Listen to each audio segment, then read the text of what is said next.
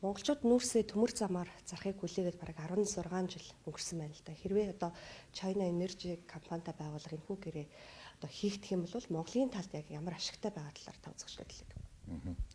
За цаг маш их алдсан бүгдээрээ мэдж байгаа. Хийгдсэн бол бид нар энэ их одоо боломжийг алдахгүй байлаа. За түүнээс илүү бас муу сөрөг тал болж болох нь энийг хийхгүй бол өшөө илүү дахиад алдах юм нөхцөл үүсэж байгаа учраас бид нар одоо энэ хилцээрийг засгийн газар хоорондын хилцээр байдлаар хийгээд өчигдөр эцсийн одоо шийдвэрийг засгийн газар дээр гаргаад улсын хурл руу сойрхон батлуулахаар ингээд гарч байгаа. За энэ гэрээг хийгдснээр одоо шууд болон дан хоёр том одоо ашиг гарч ирж байгаа. Шууд нь бол мэдээж бид нар нүүрсний үн унж байгаа энэ цаг үед бид нар нэмэлтээр одоогийн борлуулж байгаа дээрээс нэмээд 5 сая тонн нүүрсийг борлуулах боломж бүрдэж байгаа. Энэ мөнгөний одоо нүүрсийг бид нар мөнгөөр зарах учраас энэ валютын орлого нь орж ирнэ гэсэн үг.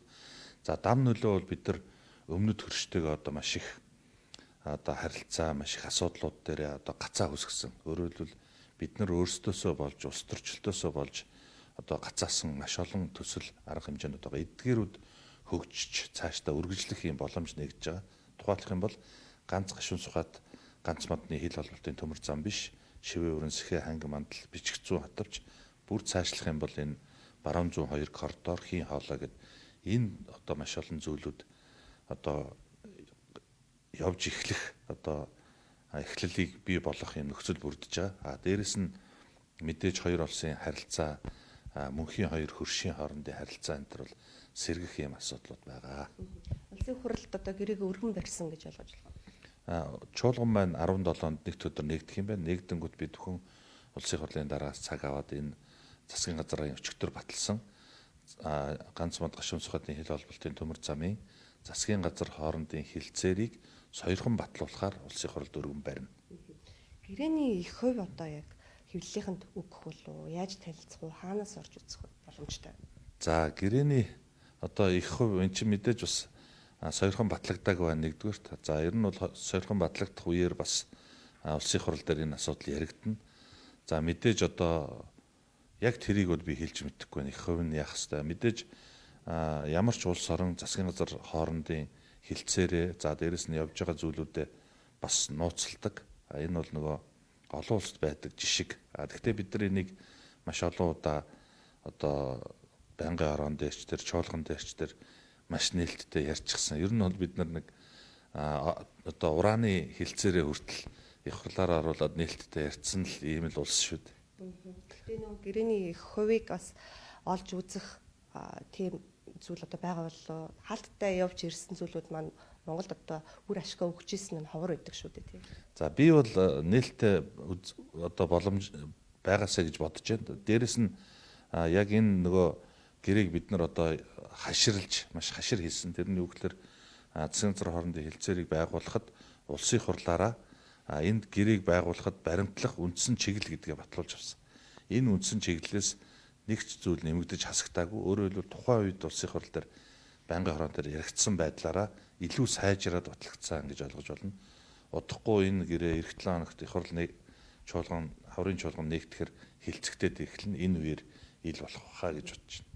Гэрээ батлагдах юм бол төмөр зам холбоотой ажил яг хизээнээс эхлэх үү мөн хизээ дуусах төлөвлөгөөтэй байгаа. Бид нар маш их яарж байгаа 4 сарда эхлэх юм бодолтой байна. Тэгээд 2 жил 6 сарын дотор цаатлын хугацаа дуусна. За тэгээд энэ би түрүү хэлсэн энэ асуудал ингээд компани одоо сойрхон батлагдсанаар ингээд хууль эрх зүйн асуудлууд ингээд дуусж байгаа. Компани хоорондын хилцээрүүд рүү шууд орно. Энэ хилцээрийн драфтууд ч гэсэн бэлэн болсон байна. Тэгэхээр нүүрсний хөдөлთა төмөр замын бүтээн байгуулалт гэсэн энэ ажил хоёр ажлаа маш хурдан ойрын хугацаанд ингээд эхлээд явах ёстой.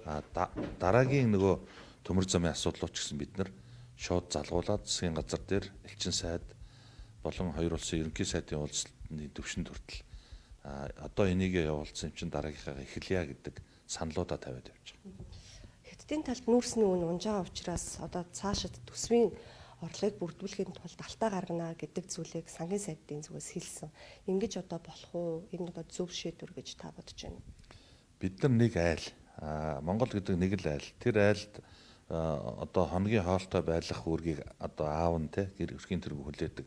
Тэгэхээр нөгөө одоо хоолны асуудал нь нэг талаас авах асуудал нь одоо ямар нэгэн гацаа үсээ дутагдаад ирвэл тэр айлын өрхийн тэргуунд Б хувилбар байх ёстой.